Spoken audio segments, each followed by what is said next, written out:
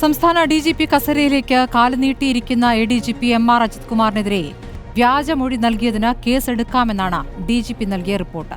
അതിപ്പോൾ പുറത്തു വന്നിരിക്കുകയാണ്. ഒരു മാസം മുൻപ് നൽകിയ റിപ്പോർട്ടാണ്.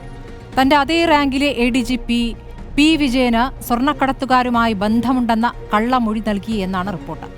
ആഭ്യന്തര വകുപ്പിന്റെ കോർട്ടിലേക്ക് പന്തെത്തിയിട്ട് ഒരു മാസമായിരിക്കുന്നു. MR അജിത് കുമാറിനെതിരെ ഇതിനകം എത്ര ആരോപണങ്ങൾ വന്നു?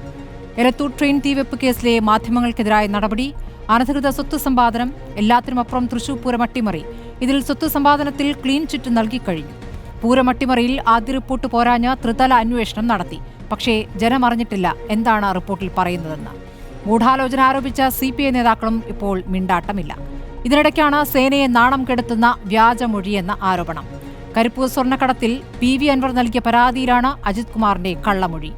RSS നേതാക്കളുമായുള്ള അജിത് കുമാറിന്റെ കൂടിക്കാഴ്ചയിൽ നാളിതുവരെ മിണ്ടാത്ത മുഖ്യമന്ത്രി DGP റിപ്പോർട്ടിൽ കേസെടുക്കാൻ തീരുമാനമെടുക്കും.